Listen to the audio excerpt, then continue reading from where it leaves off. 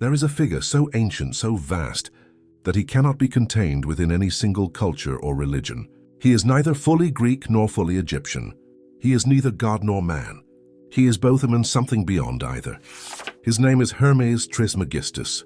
Hermes the Thrice Great, and the spiritual tradition he inspired, Hermeticism, is one of the most profound, mysterious and transformative wisdom traditions the world has ever known. He gave us the Emerald Tablet.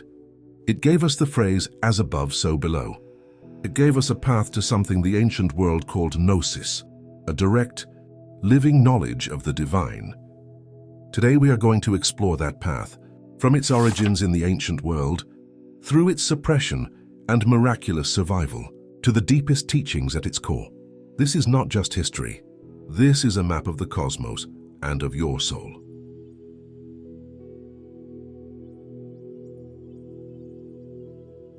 To understand Hermeticism, we must first understand the being at its center. Hermes Trismegistus is not a historical person in the ordinary sense. He is a syncretism, a merging of two divine figures from two great civilizations. The first is Hermes, the winged messenger of the Greek gods, the divine herald who crosses boundaries, moves between worlds, and carries wisdom from the heavens to humanity. The second is Thoth, the ibis-headed Egyptian god of the moon, of writing, of speech, and of sacred knowledge. Thoth was called the heart of Ra, the tongue of Atum, the throat of the hidden god. As divine speech personified, he was considered the creator of every branch of knowledge, human and divine. When Greece and Egypt met in the great cosmopolitan city of Alexandria, these two figures merged, and from that merging, Hermes Trismegistus was born. Both Hermes and Thoth were psychopomps, guides of souls through the land of the dead. Both were masters of wisdom, writing, and the hidden arts. Together they became something greater than either alone. The name Trismegistus, a thrice great, comes from ancient Egyptian inscriptions at the Ibis shrine in Saqqara, dated to 172 BC, which speak of the greatest and the greatest god, Great Hermes.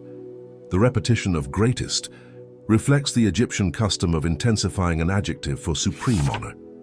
He was also called Thrice Great for being the greatest priest, the greatest philosopher, and the greatest king. Some early Christian writers even connected him to the mystery of the Trinity. If we call Hermes a myth, we recognize something important. He is greater and more significant than any one historical person. He is an archetype, the universal truth seeker, the one who has experienced what all seekers hope to experience.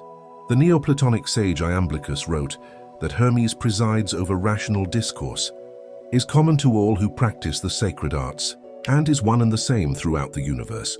To him, the ancients dedicated the discoveries of their wisdom, attributing all their own writings to his name. According to the Egyptian priest and historian Manetho, over 36,000 books were written under the pseudonym of Hermes Trismegistus, enough to fill the shelves of a great temple library.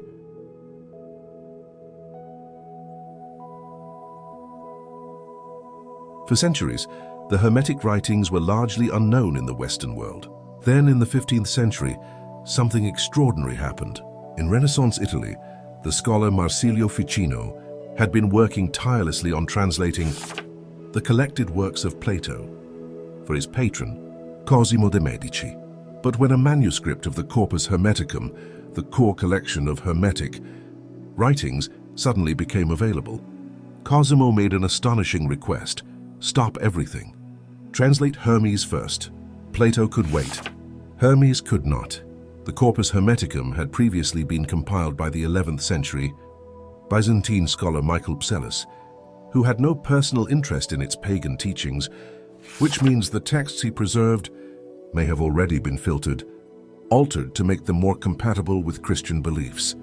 Yet despite centuries of suppression and alteration, the fragile pages of the Corpus Hermeticum had miraculously survived, testament, as one scholar put it, to how the mind, that insubstantial mystery, can withstand the harshest blows of the material world.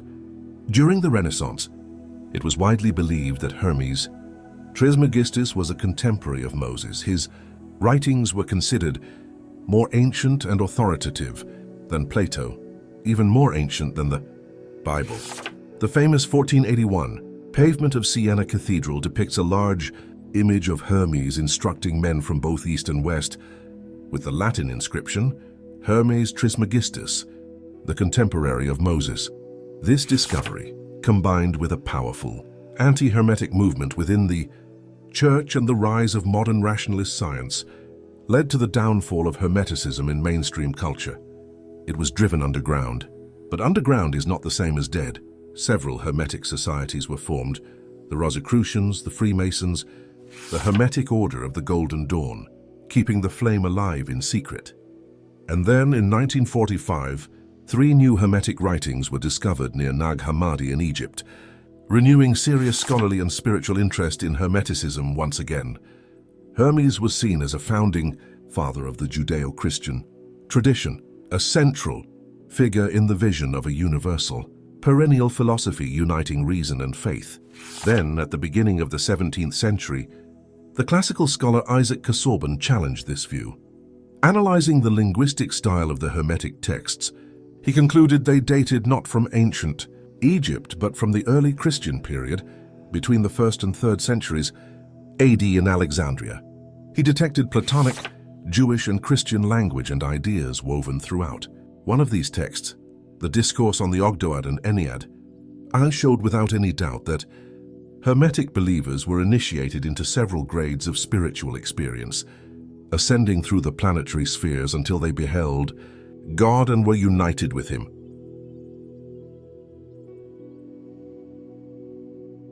What exactly are the Hermetic writings? They fall into 2 broad categories. The first are the technical Hermetica, practical texts on astrology, alchemy, magic, and medicine. These include the Greek magical papyri, the Liber Hermetis, and the Emerald Tablet, among others. They operate on the principle that knowledge of the cosmos, whether medical, magical, or scientific, is essential to the quest for salvation. The second are the religio-philosophical Hermetica, texts of a mystical and initiatory character, concerned with the nature of God, the soul, the cosmos, and the path to Gnosis. These were written between the 1st and 3rd centuries AD. The core text of this second category is the Corpus Hermeticum, a collection of 17 anonymous writings, some of which have not survived intact. Despite its name suggesting a complete collection, it actually contains only a selection of the full body of Hermetic literature. Other important religio-philosophical texts include the Asclepius, a longer Latin treatise, fragments collected in the Anthology of Stobaeus, the longest and most fascinating of which is the Kore Kosmou, or the Daughter of the Cosmos. The 3 Hermetica found at Nag Hammadi, the Armenian definitions of Hermes Trismegistus to Asclepius, and various Oxford and Vienna fragments. It is important to understand something fundamental about these texts. Their purpose is not to argue or to prove. The Hermetica do not exist to win debates. Their meaning is the change they create in the hearts of the readers, awakening them to the truth. These are not philosophical treatises. They are spiritual medicine.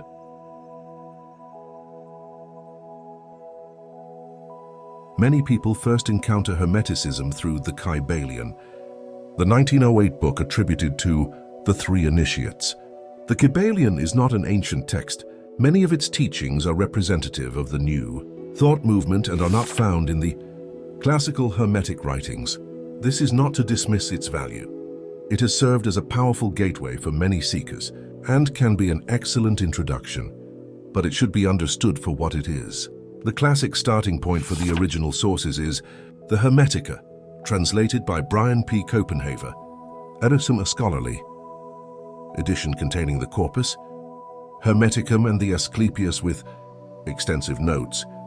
For those who want something more accessible, The Way of Hermes, translated by Clement, Salaman and others, is a beautiful version that contains the corpus and the definitions, and is a wonderful starting place for beginners.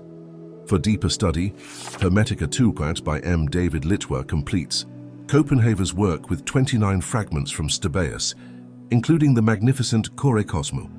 And for those who wish to understand Hermeticism as a living spiritual practice, yet not merely an intellectual system, Wouter Hanegraaff's Hermetic spirituality and the historical imagination is essential. Hanegraaff challenges the academically dominant approach of treating the Hermetica as dry, philosophical texts, arguing that this misses the entire point. Hermeticism was about the spiritual path for healing, the soul and the transformation of consciousness. Since the late 1970s, scholars have increasingly recognized the Egyptian and religious dimensions of the Hermetic writings, taking seriously the ecstatic states and visions described in the texts, no longer dismissing them as mere literary fictions. And this brings us to the most important teaching of all. Hermeticism is a religion different from any other. It has no temples, no liturgy, no external rituals. It is followed in the mind alone.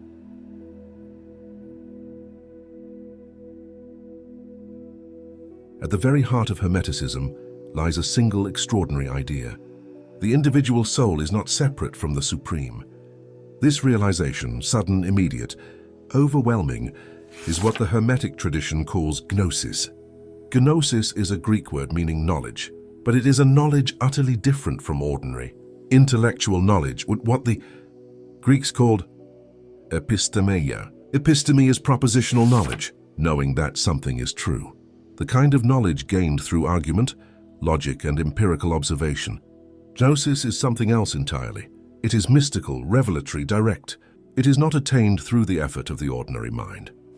It is the result of divine grace, of divine wisdom breaking through. Think of the difference between knowing about fire and being touched by flame. Many languages preserve this distinction that English has lost. Knowing through direct experience, through encounter, through relationship, Gnosis is connoisseur, taken to its absolute extreme. Knowing the divine by direct acquaintance. Knowing because you have seen and experienced, not merely because you can describe. We live, says Hermeticism, in profound ignorance, unaware of the true nature of reality and of our place within it. For most people, this is not a problem. They accept the surface of life and do not ask the deeper questions. But the seeker of Gnosis cannot rest in this ignorance. They are driven by an inner fire, a hunger that ordinary knowledge cannot satisfy. The great mistake of those who say spiritual truth is unknowable is that they define knowledge only as episteme. They search for God with the tools of logic and find nothing, but Gnosis does not work that way. One knows not through argument, but through transformation.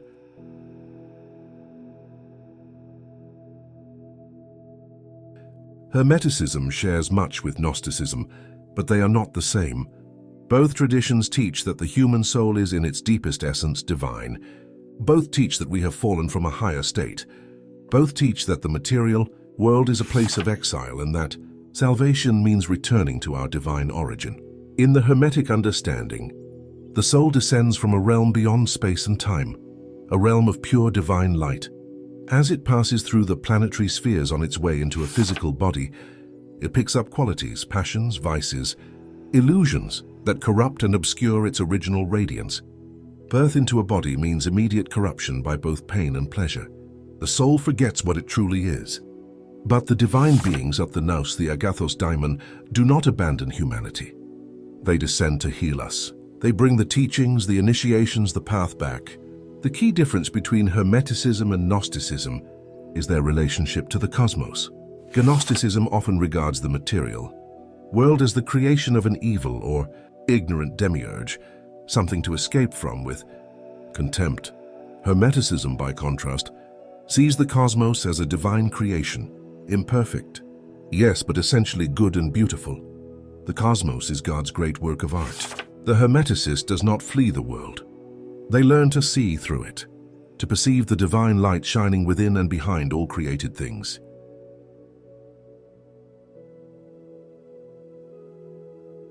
The Hermetic path begins not with intellectual study, but with something far more fundamental.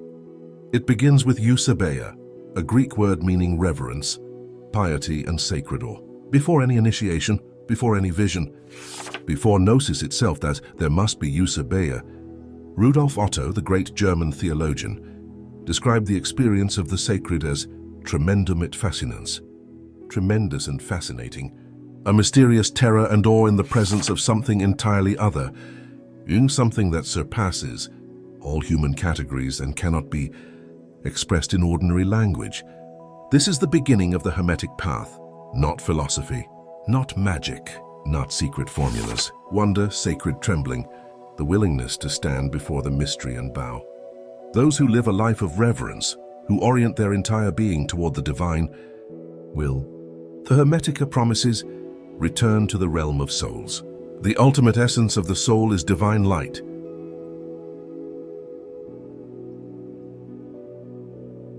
To understand the Hermetic path of ascent, we must understand the Hermetic map of the universe. In Hermetic cosmology, the universe is structured in spheres, nested realms of increasing subtlety and divinity. The lowest realm is the material world, the world of the 7 planets, of time, of change, of birth and death. This is the realm where most of humanity sleeps, unaware of its divine origin. Above the 7 planetary spheres lies the Ogdoads, the 8th sphere, the realm of the fixed stars. This is where purified souls dwell after ascending beyond the planetary powers. Here the soul sheds its passions and illusions, layer by layer returning to its original simplicity.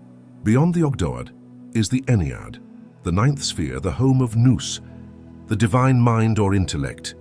Here dwells the highest faculty of the human soul, the spark of divine light that was never truly lost, even in the deepest exile. And beyond all spheres, beyond all names and forms and numbers, is the One, the Good, the ineffable source of all existence. God in the Hermetic teaching is not a being among other beings.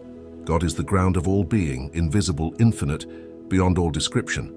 All that has been made is visible.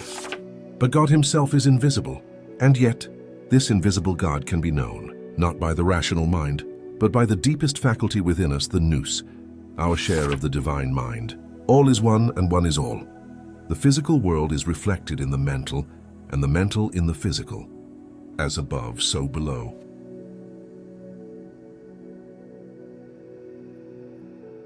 The Hermetic universe operates on 3 levels: God, cosmos, and man. God is the first reality, infinite, good, and the source of all.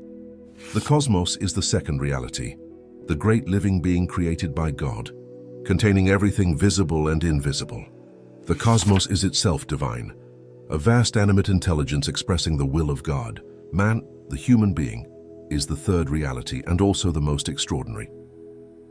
Man alone among all created things stands at the intersection of all 3 worlds. The human being is made of matter like the beasts, but also partakes of divine mind like the gods.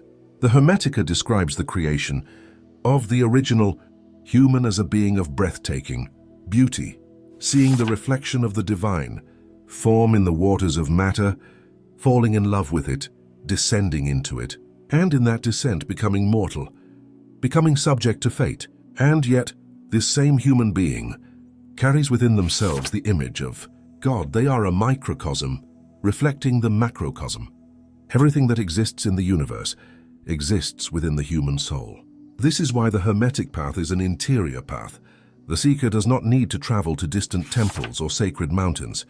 The entire cosmos is within. God is within. The Hermetic goal is not escape from the human condition, but its transfiguration, to become fully what we already are, divine. A human being who achieves Gnosis, says the Hermetica, becomes in this life already a god.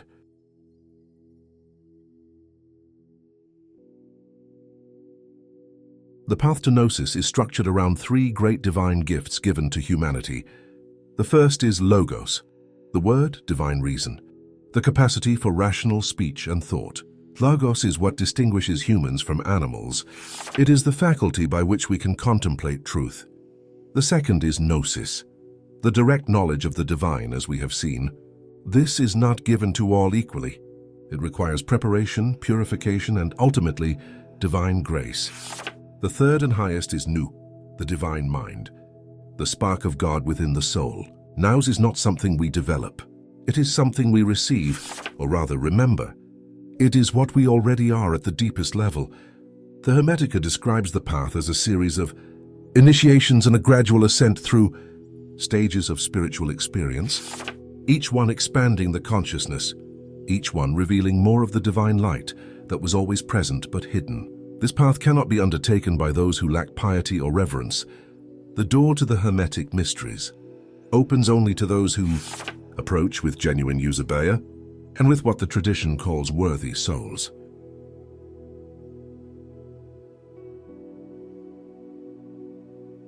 The Hermetic teachings are transmitted primarily through dialogues, conversations between a teacher and a student. In the Corpus Hermeticum, the divine beings, Poimandres, who is Nous itself, and Agathos Daimon, speak to Hermes Trismegistus. Hermes then transmits the knowledge to his disciples, Asclepius and Tat, and Asclepius and Tat in turn transmit it to others. This is the Hermetic chain of transmission, from the divine to the human, from master to student, from generation to generation. The most famous of these dialogues is the very first text of the Corpus, the vision of Poimandres. In this vision, Hermes enters an altered state of consciousness. The boundaries of ordinary reality dissolve, and a being of boundless light appears before him. "Who are you?" Hermes asks. "I am Poimandre," the being answers, "the mind of sovereignty. I know what you desire, and I am with you everywhere." What follows is one of the most extraordinary accounts of a cosmic vision in all of ancient literature, a revelation of the origins of the universe, the fall of the soul into matter, and the path of return. Poimandres shows Hermes the primordial light, pure, vast, and holy. Then he shows the darkness below, writhing and churning, gradually taking form. And from the interaction of light and dark, of spirit and matter, the cosmos comes into being. Hermes receives this vision not as an intellectual experience, but as a lived reality. He sees, he feels, he is transformed. This is what awaits the sincere seeker of Hermetic wisdom. Not merely information about the divine, but a direct encounter with it.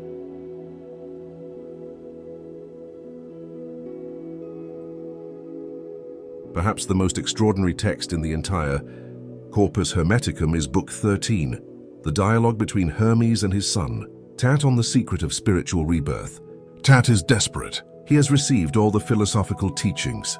He has studied, he has prepared, but Gnosis has not come, and he cannot understand why. He comes to his father Hermes with a heart full of urgency. "Tell me the secret. I want to know the way of rebirth." And Hermes speaks to him in riddles. He tells Tat that rebirth cannot be taught. It cannot be learned through the ordinary mind. It is not achieved by effort. The womb of wisdom is silence, Hermes says. The seed is the true good. Tat does not understand. And then in the silence, in the receptivity that follows his frustrated questioning, something happens. The divine powers begin to descend into Tat one by one, each one displacing a vice, replacing darkness with light. And as this transformation unfolds, Tat begins to see. He begins to perceive the reality that was always there but hidden. The rebirth is not an achievement, it is a gift. It is what happens when the soul becomes quiet enough, humble enough, open enough to receive what God has always been offering.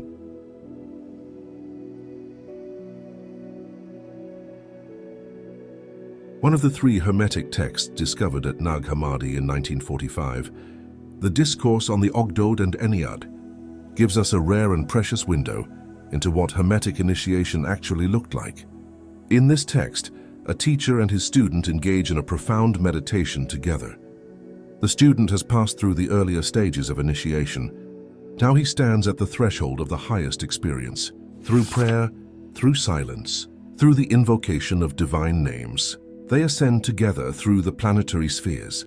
The teacher guides the student into the Ogdoad, the 8th sphere, beyond ordinary time and space. There the student hears the language of the angels. He perceives the choir of divine beings singing hymns of praise to the One, and then, in a moment of shattering grace, he is carried beyond the Ogdoad into the Ennead itself, the 9th sphere, the realm of pure nous. He beholds God, he is united with him. "Father," the student cries, "I see, I understand." And the teacher weeps with joy, because there are no words for what has just taken place. Words belong to the world of episteme, but this is Gnosis.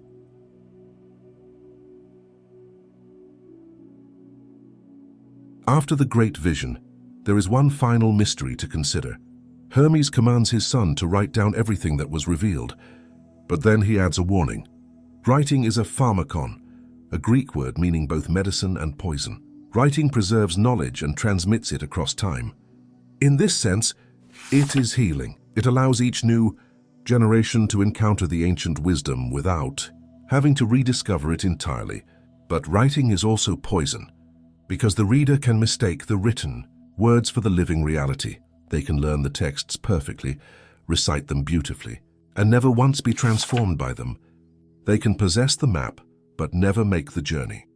This is the great danger of all sacred writing, including this very text. The Hermetic writings are not meant to be about Gnosis. They are meant to lead to Gnosis. They are fingers pointing at the moon. Do not mistake the finger for the moon.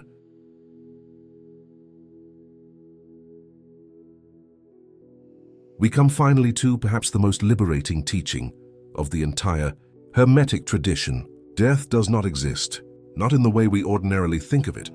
What we call death is not destruction or annihilation. It is transformation. Just as energy cannot be created or destroyed but only changes form, so the soul is never extinguished. It only changes its mode of being. The Hermetica teaches that there is only creation and transformation, an eternal dance of forms, none of which is ever truly lost. Man is a microcosm that reflects the macrocosm. Everything in the universe is also within us, and what is within us cannot die because it partakes of the divine. The one who has achieved Gnosis has in a very real sense already overcome death, because they know, not intellectually, but in the very depths of their being, that what they truly are cannot perish. They have glimpsed the Ennead.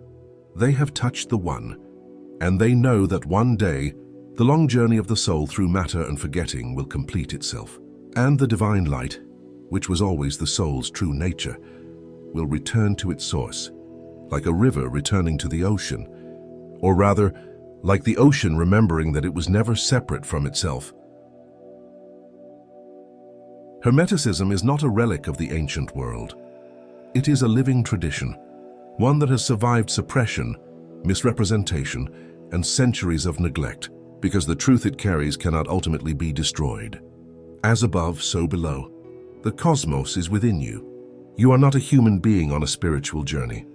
You are a divine being on a human journey. These are not metaphors.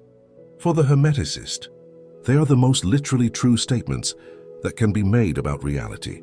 Hermes the Thrice Great left us not a religion in the conventional sense, with churches, creeds, and clergy. He left us something rarer and more precious, a path, an interior path followed in the mind and soul alone, leading to the direct knowledge of the divine. That path is open. It always was. Thank you for joining us in the Secret Ancient Library. If this wisdom has touched something in you, if you felt that ancient knowing stir, then perhaps Hermes is already calling you home. Until next time,